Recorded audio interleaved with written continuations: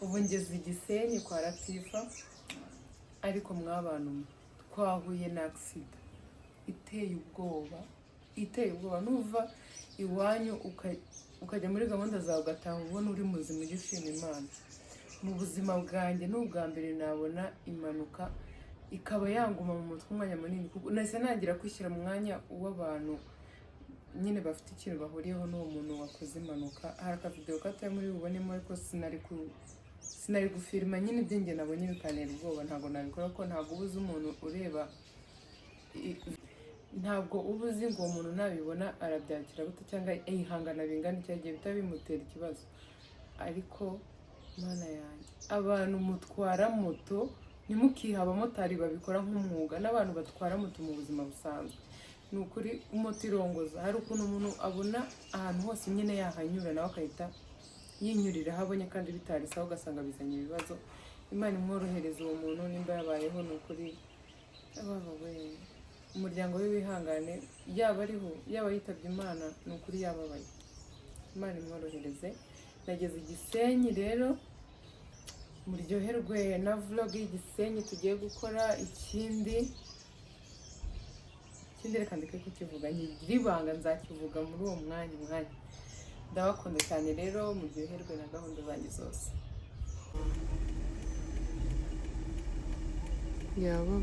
Ubu uyu muntu uri kugenda gutya ntabwo ashaka kuruka cyangwa arashaka kuruka. Ubu ngubu byamworohera guhita yohereza hanze. Reba na meza.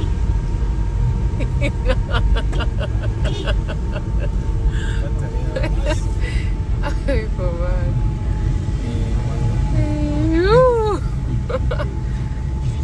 kumira amazi kandi abayumva ibintu babyita urwunyunyu. Ariko ubu urwunyunyu muri we rubaye rwinshi rwo ruhita rutuma umuntu aruka.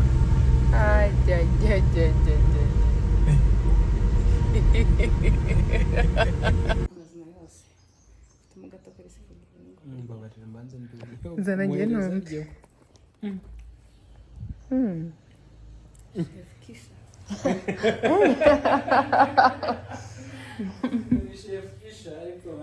Mujye muza Latifa abadodena. Umwana w'inshuti ari seriye. Iriya maneke yambaye ubusa. Ari seriyeze? Maneke ko yambaye ubusa? Ngao. Siye tunaenda kula. Ubu bugari n'ubwanjye gusa? Suhuza. Iyo. Umuntu watetse ngo ni chef ndi harya kesha. Chef Tene we. Hapa ni sawa. Sisi tunaenda kula na nyinyi mlikula.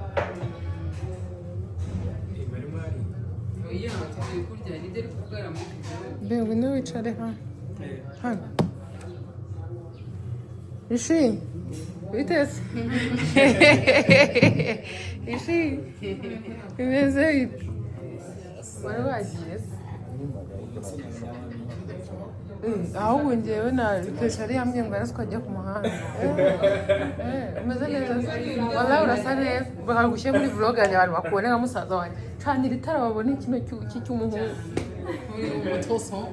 Uyu mutoso. Wallahi muriteguye cyangwa. Murebe noneho.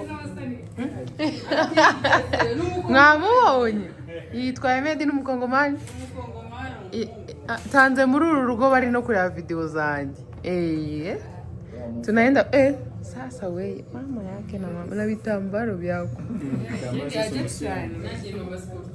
Okay, kesha ngiye guca amavubavu. Wamubonye tayeri. Tayeri na mashini yanjye. Ukora icyarahani? Abari no kuri TikTok. Ndabasaba kandi mujye mu mibiraka amabaya meza arayadoda amakanzu bamwe zero shingo yoroshye. Zero shingo? Turi gutangira nyine ibintu byoroshye amamodeli y'akatakata no. Ariko wabaye inzobe byari tubwire ukuntu nyine ndi kwivura inkovu. Iyo umuntu ari kwivura inkovu akoresha ibintu bisa nk'ibirimo bikomeye exfoliant. Nkoresha isabune nyutingira uriya mukecap komeza dede. Okay. Wallahi urasa neza. Merci. Ni ukuri bijya. Abaya yadozwe na Tifa Collection. Ngewe n'imashini yanjye ngiriya. Wallahi imashini yawe yamaze gushyiraho imyenda. Ariko mu kanya mwabonye uriya mukobwa yari yambaye ubusa. Okay, noneho gusa mu maso murabizi ko ibiheri nari ndwaye acne zanjye zirimo zirashira. En fait zirashize. Ndimo ndavura inkovu. Rero iyo umuntu ari kuvura inkovu kubera gukoresha ibintu bisaba ko umuzungu bikomeye bikuraho impu zipfuye usa nk'ucya. Niyo mpamvu muri kubona nenda kubinzobe. Ariko ni byiza ugumye gutyo birambereye. wallahi urasa neza. Rero harimo agakojikso kojiksan nakoresha gutya mu matama. Njya nyibona isabune ya oranje ukunda kuvuga. Gatatu mu cyumweru narangiza niriya Sentela cleanser nkoresha bisanzwe niyo cleanser niyo. Uzi ko waba muganga kuko nk'ibintu uri kuvuga ntabyo nzi. Ni nuzana Dr. Tias ikiza ibiheri n'inkovu niyo. Guys, sun cream ntuzayibagirwa. Shawe komereza urasa neza. Merci. Sisi tunaenda kula sasa tutazidi. Oh yes. Dahire. Mwamwumvishije. Ngiye kujya live ngucike ngiye kujya live kuri TikTok. Bajya bagufollowinga kuri TikTok. Niho nkunda amavideo bari matoya kuri YouTube ni maremare neri. YouTube turagukorera sawa sawa. Ababitanye noneho covid biteye ubwoba bageze kure cyane. Ntabwo byava. Ego.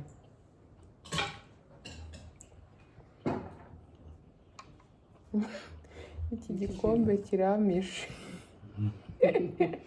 Yewe kagastika kandi mushyire kuri no stika. Oya gushaje Reka gatoya karapfuye gakoresha. Ndagafite ahubwo nagasizemo hariya ko nta kibazo.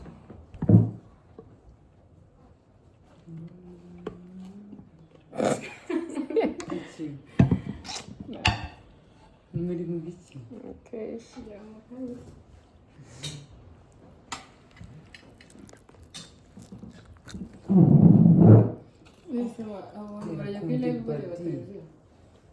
Bari kure twaguze ko ntabwo ari mwe abashyiriye. Oya hano ni ukugira ngo baze. Baraza kwicara. Volume barabyumva se? Si bari kukumva se. Kesha niwe watetse capati. Emedi. Hano nta muntu ubana n'akazagira. Ni byiza? Musko bashyiriye imitungo urakurikiranye. Ni sawa kabisa. Kesha. Icyo watanze ibitunguru. Nazibonye da. Ariko ukora ibitunguru ushyiraho inyama gusa. Uyu muntu uri muri video umwe baraje mubereke hano.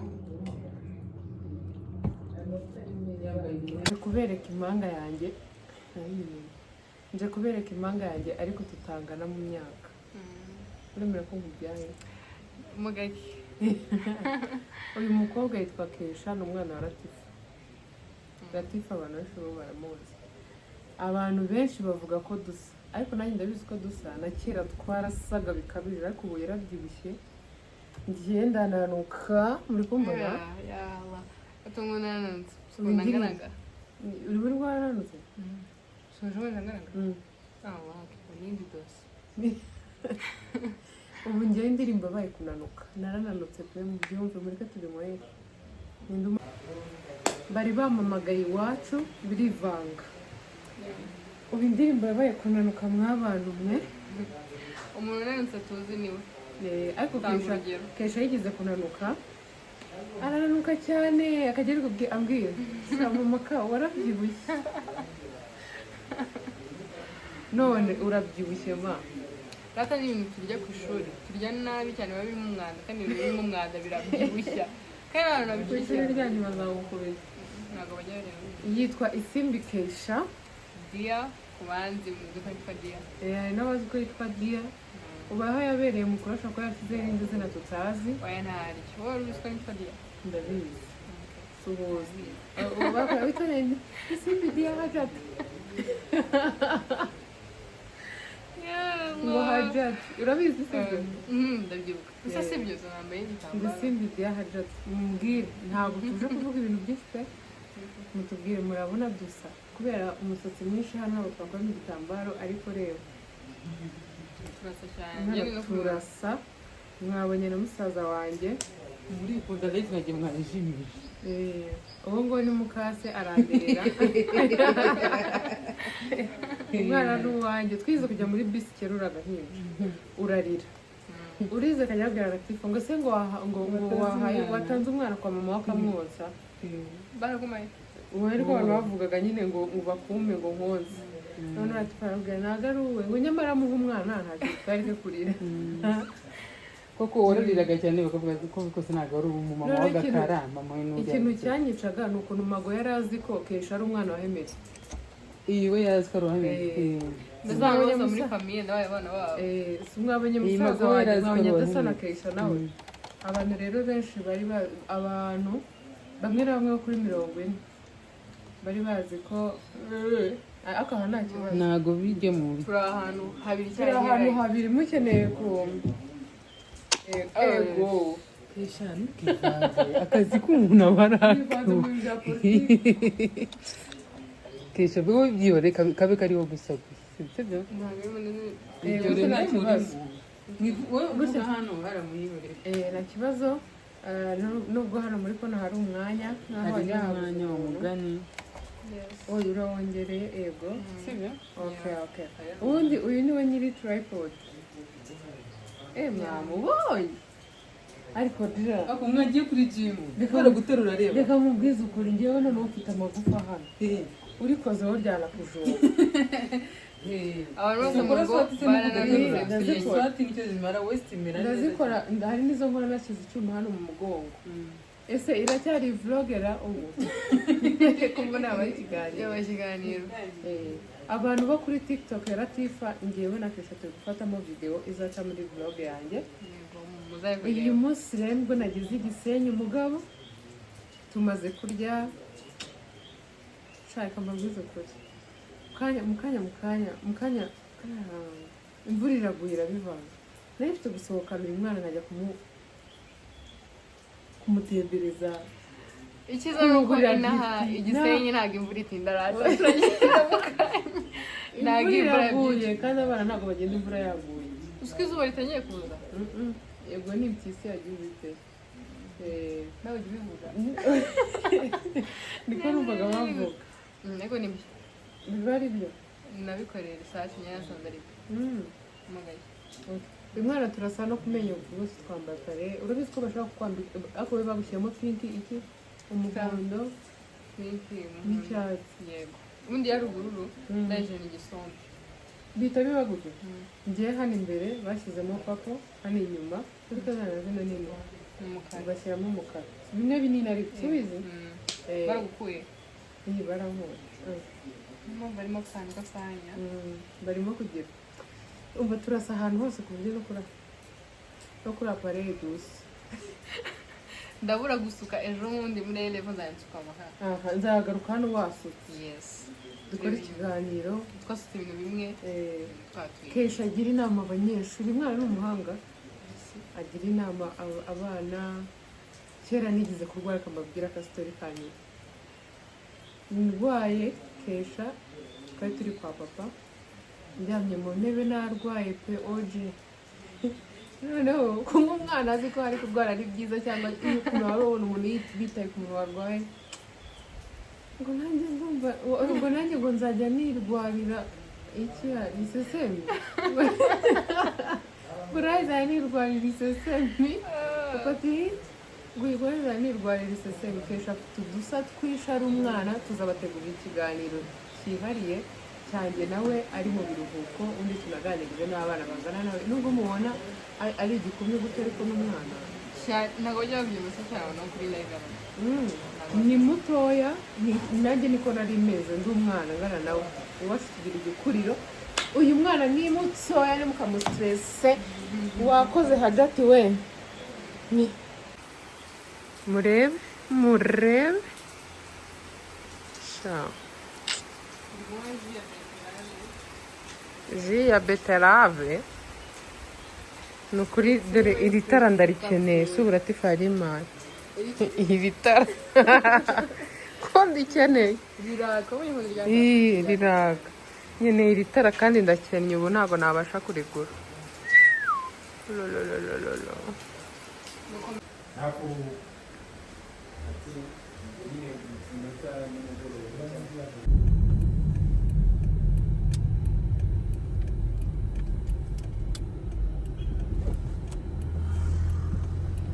ariko bahora bari kubaka bakoze neza buri uko tuhageze dusanga bari kubaka bahahindutse parikingi yabo yabaye nziza cyane shobora ndumva najya mu mazi mbaza ngo gukoramo iki byaheshye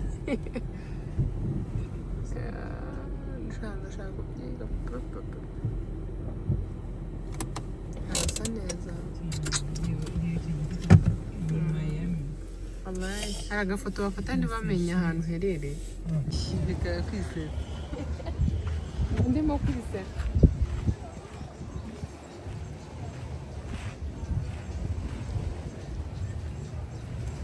umwana wo mu babosi sha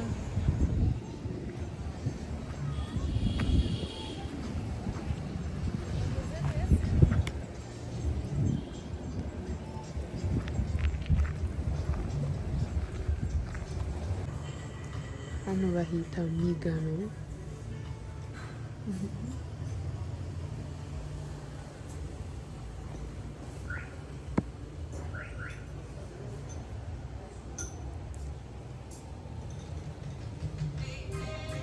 ni benerine ushaka kuyitera kuri ndi kureba aho nzinjirira ushaka kwiba nibaze n'ibyo banki ariko naba ndetse 29. Si tunaenda fanya sport bakia hapa hivi hivi ni sawa. Huyu dada mnamuyua kuna weste kubera swati ziba zarashize aho hantu urahakunda njyewe hanjye hari igufwa kandi nibwo bwiza ni byiza ariko hemeye kuruka kaniri kasike kanga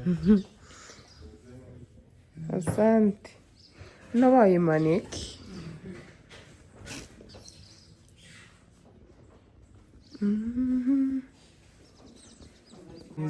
ego kesha ego ariko mwana